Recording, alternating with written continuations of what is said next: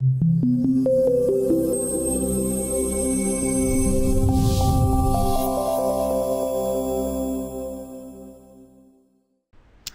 this is Ness Tilson here. In this short video, I'd just like to show you how you can set up interior dimensions on a bit of furniture.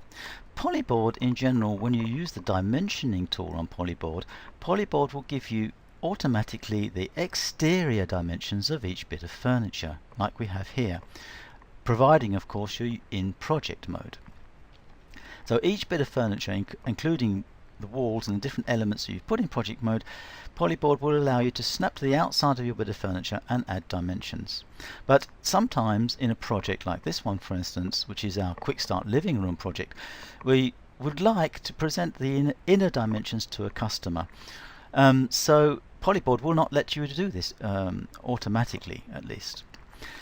Our best way of doing it, the easiest way of doing it, is to actually take the DXF file that Polyboard will write for you and put it into a CAD program, something like SketchUp or DraftSight or any other CAD program, AutoCAD or whatever you want, and use the dimensioning tools that you have in those CAD programs, which are very easy to use and will give you all the dimensioning that you need.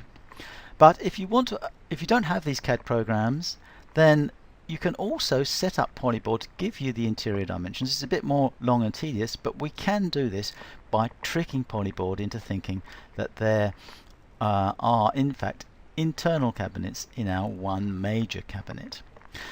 To do this, I use what I call here dummy panels.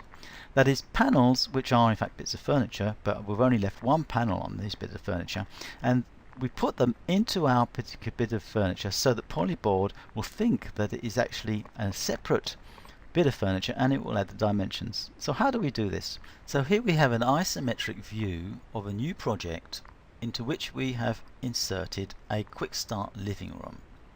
The Quick Start Living Room module, you can find this module, you can download it in fact from our Quick Start section of your training videos in the members area.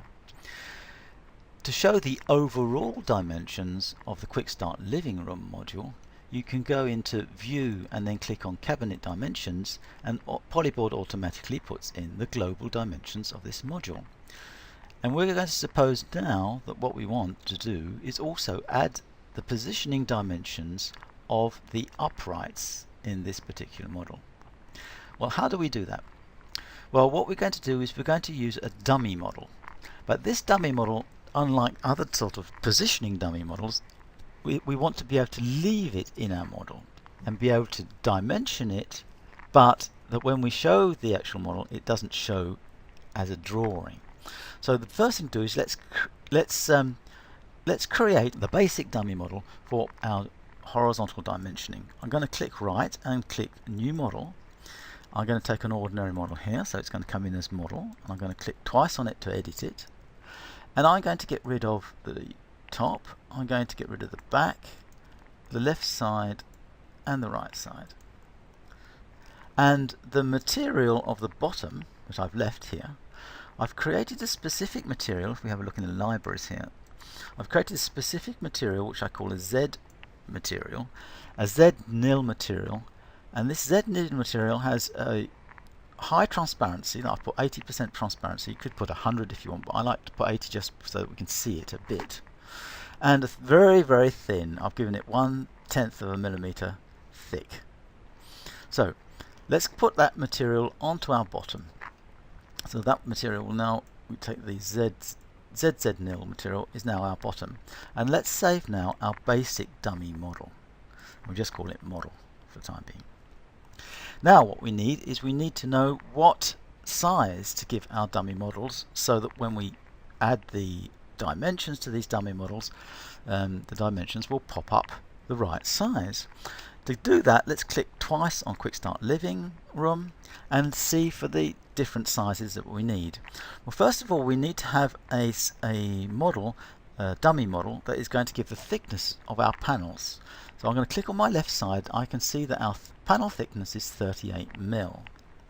So the first dummy model that I want to put in, if I take my model, my basic dummy model here, and let's call it dummy. Let's change its name and call it dummy. dummy, like that. Now our first dummy model, I want to create a dummy model that is the thickness of one of a uprights. So I'm going to drag the dummy model in here, click it onto the end of my bit of furniture. Here we have dummy, and we're going to give it the height of no importance at all, but we're going to give it the width, and in the width we're going to give it 38 mil, the thickness. And the depth, we're going to give it the same depth as our basic quick start, which we have here, which is 500. So now, and then we're going to clip it. We can get closer here. Let's clip this dummy model up against our bit of furniture. So here we have now a little dummy model, which is actually the thickness of our upright. Now we want another dummy model, which is the distance, interior distance of these shelves. So I go back into my quick start living room, and I click in one of the volumes which give me the width of the shelf, and I see that my shelf here is 714. Go back into my project, and I take my dummy model again. I clip it onto my first dummy model. This time the width, I'm going to give it 714. And when I click out of it, it says, let's create a new model, and I call it dummy, and let's call it 714. And now this dummy model has now been added. This panel, in fact, it's just a floor panel, flat panel, transparent panel, but we're giving it a size of 714. It's considered actually a cabinet, so we're getting the dimensions directly in it. Note here that the cabinet height that I've given for the dummy model is 850, but I think we could give that height, let's take that height back down to something very small, 1/10 of a mil, and let's take the other dummy model here, which is also 850, take its height down to 1/10 of a mil, so we don't get that size, the height size, showing up when we ask the dimensions of the cabinets. Right, now onto this dummy model here, which is the same size as the width. Here we're going to sling on now the original dummy, which is the width of a panel, of the upright. You see that if we zoom in, Polyboard will add the 38 mil. As we zoom out, Polyboard will think that it's not worth putting that dimension in, which is quite neat, because we don't really want the thickness of each panel, because we know the 38 mil. Okay, now we need the inside of this shelf unit here, which is the actual television space. We go back in here, click in the television space, and we can see that television space is 1466, and we're going to click in. We're going to take in now our dummy model, one of the dummy models. It doesn't really matter which one, because we're actually going to change it and make a new one, giving it a width of 1466. And we're going to create a new one, and we're going to call this dummy model here. We're going to make a dummy 1466. And now, see, Polyboard is actually dimensioning our dummy models as we put them in. So now we have the original dummy 38. Let's put it back in because we've got the upright here. And then we have the next one, quick start. I don't know what size the next shelf unit here is.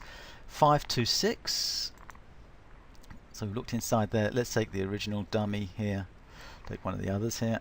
Clip it onto that dummy and give it a 526.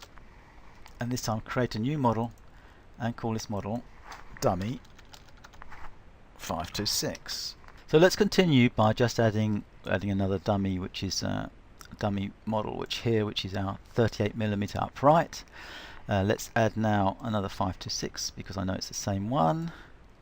And you can see that every time I add the dummy model in, we get the right dimensions, which is pretty neat. Let's click another one here.